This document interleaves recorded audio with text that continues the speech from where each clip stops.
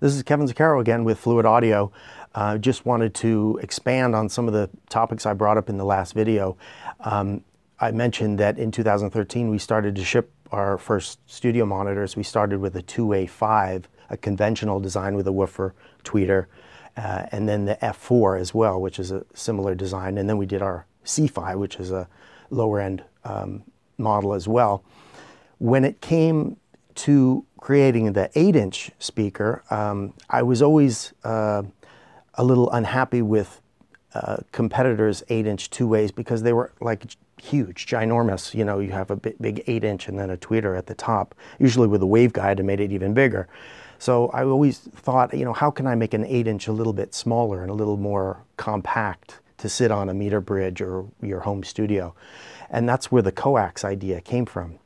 Not necessarily thinking that, you know, I'm going to revolutionize the sound and everything with the coax, because it had been done before, but it was more about making the form factor of the speaker a little bit smaller.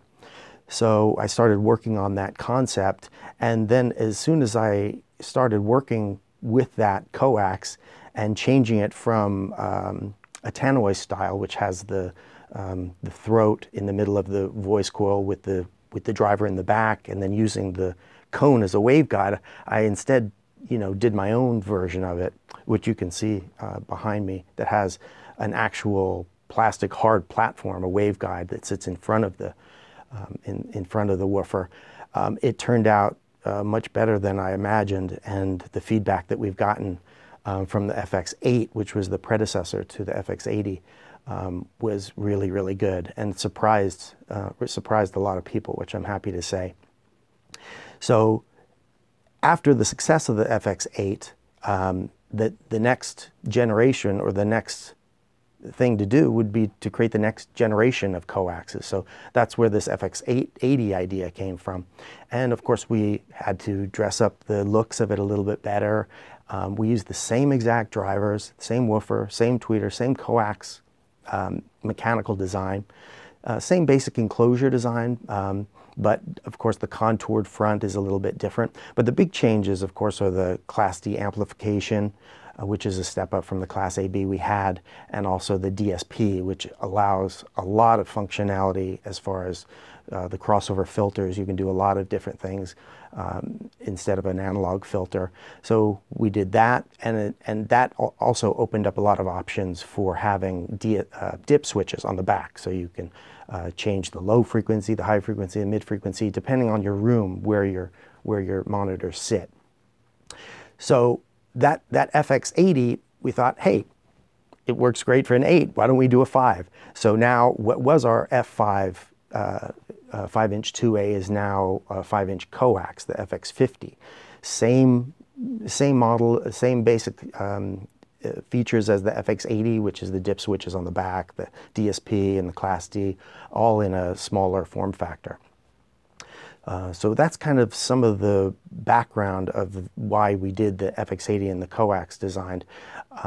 Of course, every engineering endeavor at all, there's going to be trade-offs. There's good, you got to take the good with the bad. And you know, having a woofer and a tweeter also has its down points as well. But I think people are so used to the way it looks when they see a coax, they think, oh, well, that's a little bit weird. And the original feedback that we got from our customers was like weird stuff like, hey, it looks like a pig and stuff like that. It's like, well, how dare you? But the trade-off is that the sound is really quite good. Good thing about coaxes that goes way back to the days of Abbey Road and early studios is the imaging. Your ability to place things not only in a stereo field this way, left to right, but also in depth too, because people don't realize that a flat frequency response, yeah, it just has to be flat, but that's not really the case. It should have some depth to it so that when you're putting your reverbs and your and delays and stuff, you know where they are, and they sound authentic and they sound real, and they transfer to other speaker systems when you listen elsewhere. So that's kind of some of the background of the coax design. Is it perfect? Probably not, but it sounds quite good, and you'll be surprised when you A/B it against other products in the same category. Thanks again. This is Kevin Zuccaro for Fluid Audio, signing off. See you next time. Bye.